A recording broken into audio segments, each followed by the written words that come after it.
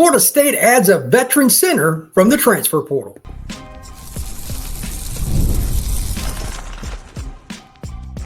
You are Locked On Seminoles, your daily podcast on the Florida State Seminoles. Part of the Locked On Podcast Network, your team every day. Welcome back into Locked On Seminoles. I am your host, Brian Smith, longtime college football recruiting analyst and writer. Thank you for making Locked On Seminoles your first listen each and every day. I truly appreciate you stopping in to talk some Noles with me. Today's show is brought to you by FanDuel. The NFL playoffs are almost here, but it's not too late to get in on the regular season action with FanDuel. Right now, new customers can finish the season strong with $250 in bonus bets if your first $5 bet wins. Visit FanDuel.com to get started. Florida State has once again hit the home run and in the portal. Fourth offensive lineman being added to the 2025 roster. Luke Petitbon from Wake Forest started the last couple seasons for the Demon Deacons at the pivot. This is a really important addition, and it comes with a bit of irony.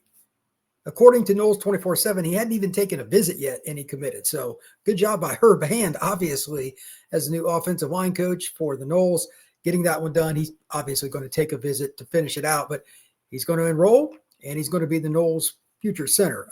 Really good addition. We're going to break down his numbers and stuff here in a minute. Also going to talk about a key defensive lineman that's going to visit. And at the end, the bulk of this show will feature several defensive linemen in the class of 26 from the state of Florida, as well as the state of Georgia, that Florida State has either offered, will offer, and are certainly noteworthy players. So let's begin with Petitbon and go from there. First off, I'm going to go ahead and share my screen. Again, this is a really good football player. The snaps will back that up, but I want everybody to see his grades that are watching this on YouTube. And for those of you that are not, I will be more than happy to go through every single detail that I can on all his grades, pass blocking, etc. So first off, we're talking about a guy that's got a little bit of size, but he's not necessarily massive. He's 295 pounds, listed at 6'2", according to Pro Football Focus. That's kind of common for centers nowadays. It's more about movement skills because you got to hike the football, and then you've got to be able to put it where it's supposed to be with that, because most guys are in shotgun like Wake was, and then take on a 300-plus pound guy. That's not easy. So the size doesn't concern me for those of you that are wondering about it. As you can see on the screen, if you're on YouTube, 6'2", 295. As for his grades, this is offensive grade, 72.9, 73.4 for run blocking, and pass protection, 72. These are for the 2024 season. Oh, excuse me, that's for 2023. Let me go to 24 as well. Get that up there. For 2024, he's at 70.8, 67.1, and pass protection's ridiculously elite, 88.3. So he knows what he's doing. 6'2", 190 or 295, has a lot of experience, 773 snaps this past season. And the year before, he had 738. So you're at over 1,500 snaps in the last 2 years for Petitbon. Teams aren't going to put a guy in the offensive line they're not comfortable with anyway, especially at the pivot, because it's so critical. To see him at 1,500 plus really gives me a good vibe. My only concern with him is just warning the offense, and that's with anybody else, and that's a rather low concern.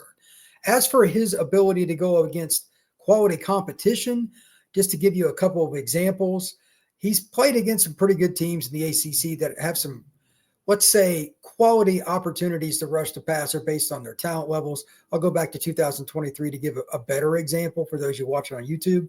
He played against Pittsburgh and Notre Dame last year. Both those teams bring a lot of unusual pressures and blitz packages. They're not very friendly, if you will. Pittsburgh, 65.8 overall grade, 64.2 run blocking, 62.2 pass protection. Notre Dame, 55.9, 55.3, 57.8. So total rushing and pass protection for those three. If those are your grades against teams that are really annoying to play against with their pressures, you're going to be good against most squads. As an additional point, his grades against Florida State in 2023 were 68.8, 73.7 run blocking, but only 48.1 pass protection. Florida State got to him pretty good in 2023. But That is about the worst grade he had over the last 2 seasons. Florida State, obviously, he had to go against Verse and some of those guys, Fisk. That's a great defensive line that Florida State had in 2023.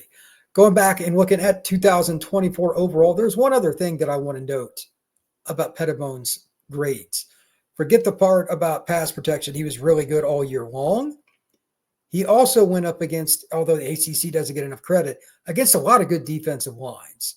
Clemson, Miami, those two in particular are not fun. And Cal does some things, although they're not great by any means, that aren't easy to go against. They gave Florida State and a lot of other teams trouble too. So he's seen different kinds of fronts. And he played against NC State. They run an odd front, an even front. They've done some things. There's really nothing that he hasn't seen. So with him coming into the fold, it brings up the question, how does everything align for 2025 in terms of what the Noles should be able to do up front? Who's going to start where? So we got to talk about the guys they've added first. Besides Luke Petitbon from Wake Forest, you've got Adrian Medley from UCF. He's probably going to play guard. You've got big Micah Pettis from Ole Miss. That's your right tackle. You're going to have Hansen, the young man from Vanderbilt, play left tackle. Gunnar Hansen's played left tackle in the SEC. He's obviously got some veteran leadership. But then you have some of the returning players. And I don't know how this is going to play out. But Jalen Early is a kid I'm high on. If he can stay healthy, he played 8 games this past year for Florida State. He's got 2 years of eligibility. You got Richie Winter, the kid that came over from UF. And you also have TJ Ferguson, a guy that played at Bama. Those 3 guys combined with these 4, that's a pretty good start. But that's not all of them. There are other guys too, Rizzy and some other players. I don't know who's going to line up where, but I do know adding Petitbon gives you that pivot guy, and you've got experience there. That makes me feel much more comfortable because it's hard winning when you change staffs without a good guy in the middle of your offensive line. So maybe Florida State will figure this out a little quicker than I think, but I think it'll take all of spring ball to kind of get everybody lined up, not only for where they will play, but how much cross-training will they do?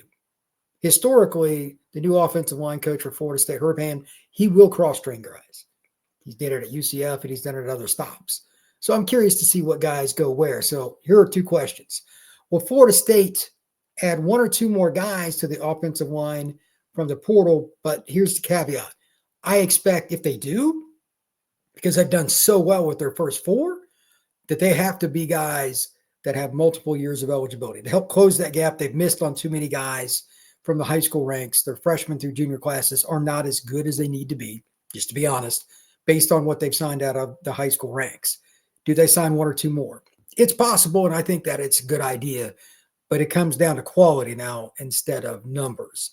I thought originally that 5 players was the minimum they should sign from the transfer portal. If they stopped with these 4 because they feel good about some of the other guys coming back, you could at least, for me, broker that conversation. Again, I'd still prefer at least 1 more, if not 2, if you can get the right players, but that's subjective. Secondarily, what do the Florida State coaches plan to do with returning offensive linemen in terms of the positions? Keep in mind, it's a new scheme. Gus Malzahn's the coordinator. It's going to be more downhill running, probably a lot of power, and you're going to mix in quite a bit of RPO, which that's where the schemes for Norvell and Malzahn mix quite well. Maybe Florida State does a good job with that, and they figure it out by the end of spring. Again, spring practice is going to be so critical for the Noles because you have new coaches across the board, coordinators included, and you also have a new quarterback in Castellanos, a different kind of scheme. It is going to be a vastly different offense. I think it's going to be fascinating to look at those questions and see how they unfold.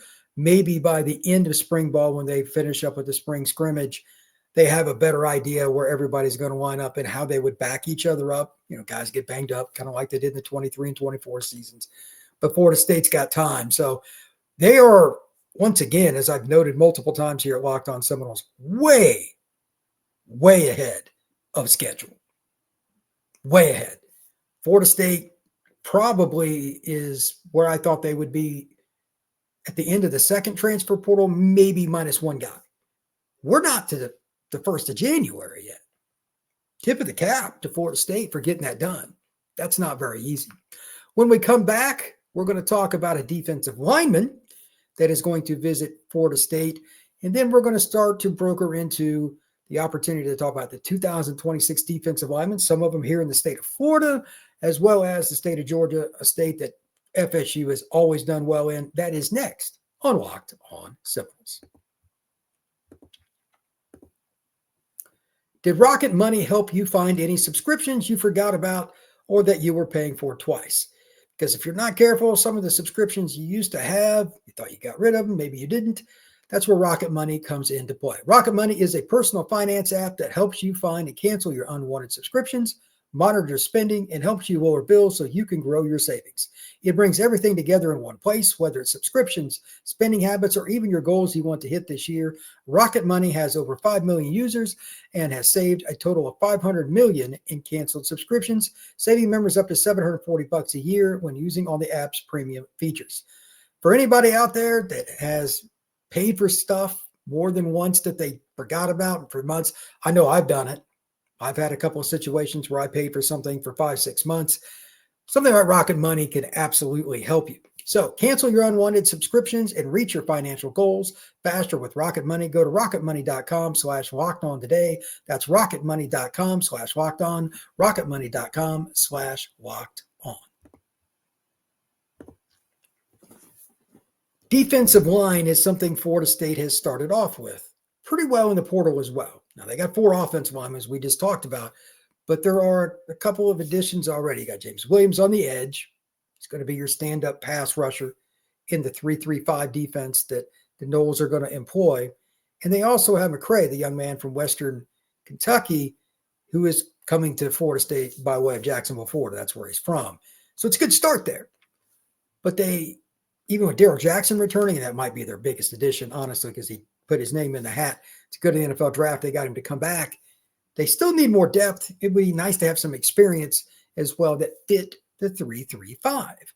According to Noles 24/7 and other outlets, Florida State's in a pretty good situation because they've got another guy, kind of similar frame to Jackson, maybe not quite as heavy, that's going to be visiting in January. His name, Jason Jenkins, 6'6", 280, 214 snaps this past year for the Tennessee Volunteers.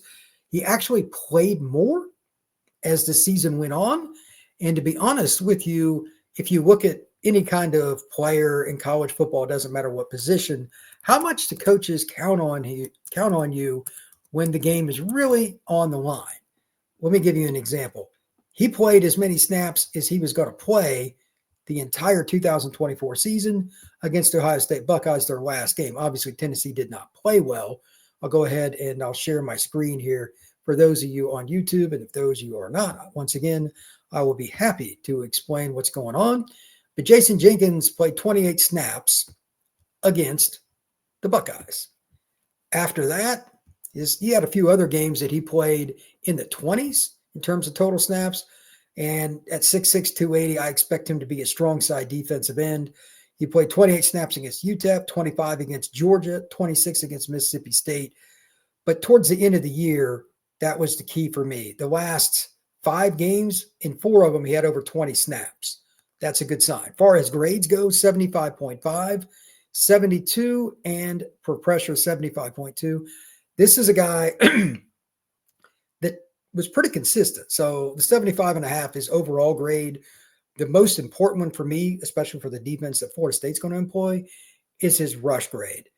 Pass rush is one thing, but I'm talking about stopping the rush. You must be able to use big body guys, and that's what this young man fits. Jason Jenkins is massive.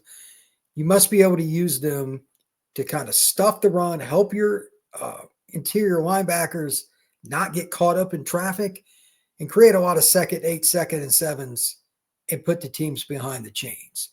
72 grade for a kid his size is good, and additionally, he has a 70.7 grade for tackling. I was pretty impressed with that. A lot of defensive linemen are really bad at it, and quite frankly, that's something that Florida State's defensive linemen struggled with for much of this season. As for pressures, he had 4 on the year and a couple of sacks. He had 2 hurries.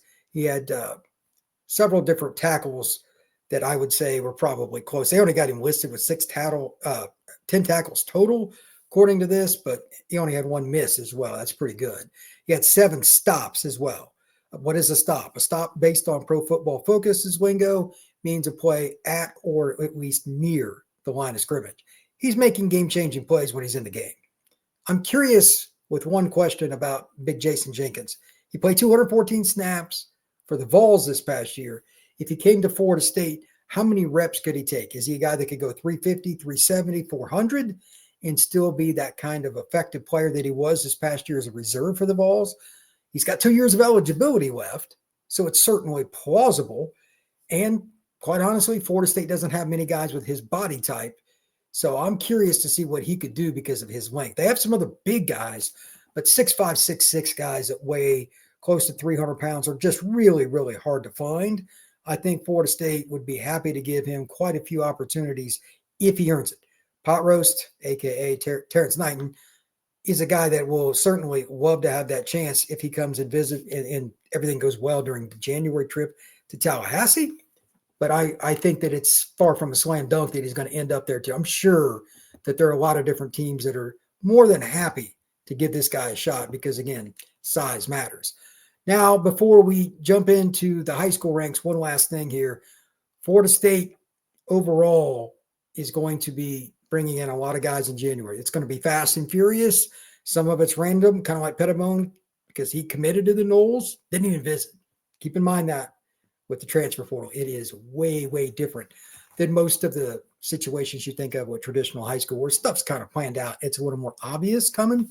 Portal is way different. So Petitbon is an example of that. And maybe Jenkins ends up committing to Florida State during the visit or within the first hour or something. You just never know.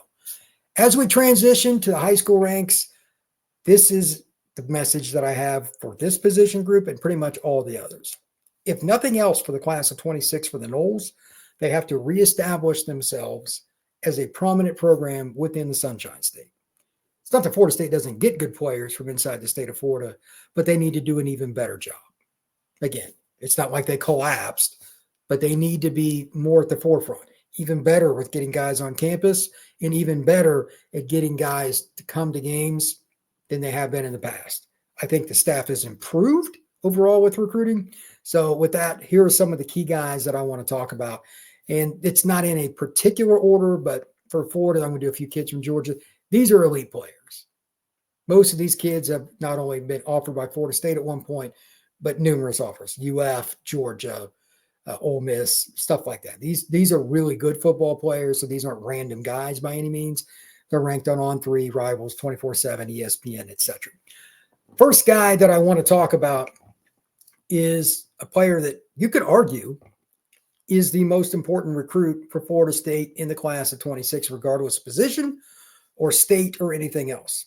Trenton Henderson. He's from Catholic in Pensacola. He is a pure edge rusher, offers galore. Name a school. They probably have offered him. He's a very twitchy kid, 6'4", and just reminds me so much in terms of his style. I'm not saying it's going to end up being this good, but one of my all-time favorite players at Florida State is Peter Boulware. Played in the mid-90s, was a first-round pick of the Ravens, was an outside linebacker, pass rusher for the Ravens for a while. Just a tremendous player. He's one of the best pass rushers in the history of college football. This kid's frame's similar. When Peter came out of high school from the state of South Carolina before he enrolled at FSU, he was about 215 pounds. Henderson's similar in size. He's got the long legs like Peter did, and he's got a really good first step burst. He lines up in a 7 technique wide quite a bit and comes off the edge. I have no idea where he's going, but at the same time, Auburn and Ole Miss and Florida State, again, it's all over the place. With Pot Roast now on campus, Tony White now being the defense coordinator, how quickly does Florida State get him back on campus? How quickly are they able to get him convinced that this can be the place for him? This is a guy that can play early, very, very early, and he's a panhandle kid. Florida State, as I've noted recently in other pods talking about recruiting and whatnot, they got to get more guys from the greater Panhandle and South Georgia, what I would like to call the Bobby Bowden stronghold. That's where they built their program. Georgia kids, North Florida, and then they would, they'd get a kid from Atlanta. They would get a kid from D.C. and of course South Florida, maybe one kid from New Orleans or whatever, and maybe a kid from Houston, and their class was done. But they got the bulk of their kids from within about a 250-mile radius that were really good They beat Florida. They beat Miami. They beat Michigan. They beat Georgia. They beat Notre Dame. They beat LSU. They beat prominent programs for those players. Florida State's got to do that. Henderson's a great start. With that in mind, there are several other really good defensive linemen. And let's talk about Elijah Golden. He's at Mooney High School. That is in Sarasota. He was originally at IMG. He's a kid that's growing into his body. He's going to be 300-pounder, I think, possibly by the time he's done. Interior defensive lineman, very talented, still raw. I'm curious to see what Florida State does with a guy like this, how they would pitch him. Is it going to be nose guard? Is it going to be strong side end? I could see either. Maybe it's a combination. But he's a player that every school in the country had pretty much offered by the end of his sophomore year. And he's getting ready to end up finishing up his junior season. Elijah Golden is a great kid, too. This guy I've met with several times. Another kid from the Panhandle, if you're going to talk about pass rushers, he's just athletically so gifted. I don't know exactly how he would be used in Florida State's defense, but my guess is he would end up playing James Williams' spot. He's right around 200 pounds right now. That's Jarius Rodgers. Plays at Fleming Island. There's a certain running back that is from that high school that's on Florida State's roster that had a 95-yard kickoff return this past year too. So that's Fleming Island, by the way. It's just outside of Jacksonville. So again, Panhandle, Florida State's always recruited that area well. You have to get kids like this. And to be honest, he's taken several visits to Florida State, even during this past season when they were struggling. He has a sincere interest in the Noles. If they don't get Trenton Henderson, they definitely need to get Rod. They need to get at least one of the two. I think that's kind of the safe way to put it. When we come back, we're going to talk more defensive line for Florida State recruiting. The NFL playoffs are almost here, but it's not too late to get in on the regular season action with FanDuel, America's #1 sportsbook. Right now, new customers can finish the regular season with $250 in bonus bets if your first $5 bet hits. FanDuel has so many different ways for you to place a bet.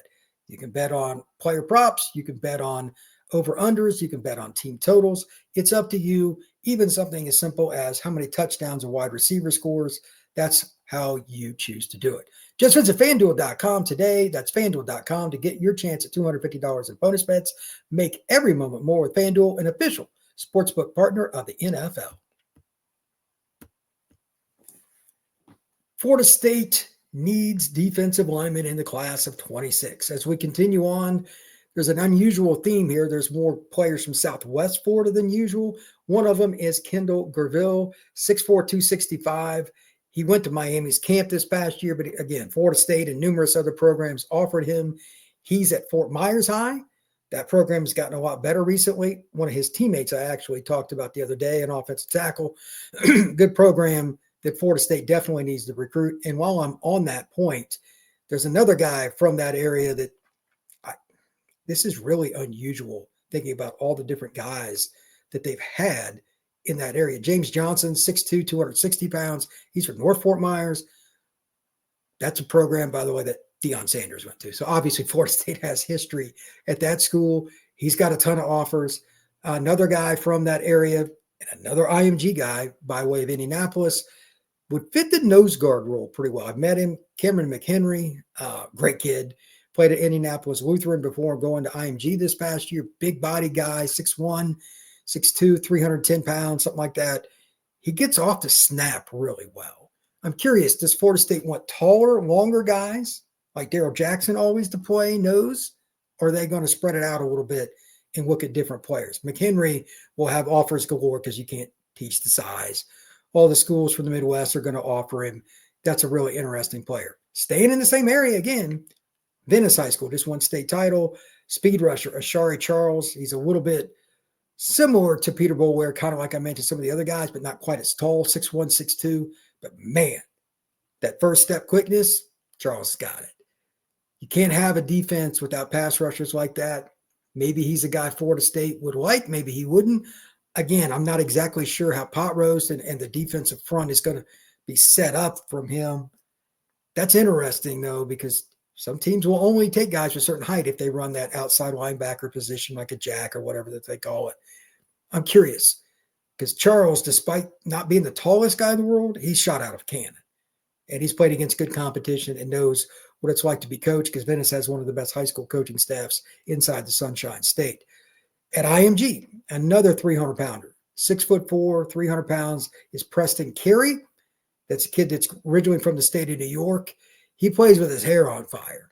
He's just an all-out effort guy, very strong, and he's pretty darn quick in space for a 300-pounder. I was a little bit surprised, to be honest, when he gets past the blocker, how he can change direction and run down a quarterback, running back, or get involved on a reverse. That's a kid that is very athletic, and I'd seen him a little bit at IMG, but watching his junior film, he's taken to the coaching there, and tip of the cap to him for doing so. Also, in the North Florida area, one more player to mention, Brian Harris. He's at Mandarin. Just keep that name in mind. Again, panhandle. From Jacksonville to Pensacola, Florida State must do a good job. And I know that you can call it the panhandle if you want. But Jacksonville, it's its own entity because it's got good players. But from that I-10 corridor, if you will, it's just so important that Florida State gets some more of these guys. I'm curious to see if they can get in on him. Moving to the state of Georgia, you could make an argument if Florida State was going to sign anybody from Georgia this next year, it's also a defensive lineman. Ironically, he is committed to Southern Cal. I don't expect that to last. He's at Gainesville High, a little bit northeast of the city of Atlanta. Shot out of a cannon is another nice way to put it. 210, 220 pounds. Xavier Griffin. If you have not heard his name, you will. He will be a very, very highly coveted recruit. I'm not curious. I'm just fascinated, honestly, to see how his visits line up, Florida State included, because there won't be a school in the country that doesn't offer it. He has a chance to end up as the top player in the country. He's certainly among that group. And quite honestly, guys like him, especially in today's passing era, you just can't have enough of them. Trenton Henderson, him, Rodgers. Florida State's got some guys that are elite players within their realm. They've got to get some of these guys to come off the edge instead of relying on the portal. You're not going to get a James Williams every year. They got lucky this season. He was at Nebraska. They got a really good football player, but we're talking about a situation with Griffin. If they could add him, he's a guy that will come in and play some. He would certainly take some of the load off some of the other guys. Tristan Givens, that's a guy I know personally. He's at Carver in Columbus. Ironically, he's a great athlete to the point where he plays receiver. Florida State and everybody else, Auburn, Georgia, all these schools are going to be after him. Great kid, very humble, plays 100 mile an hour, good student, 6'4", 215, another guy that's built pretty much similar to what Boulware was. You're not going to find many guys like him in terms of his mental makeup, though. Really excited to see what Givens does soon.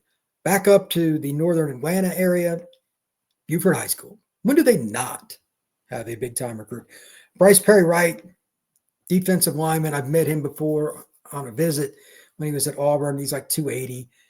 Massive guy, 6'3". He's probably going to be a power end in a Florida State defense at a 3.35.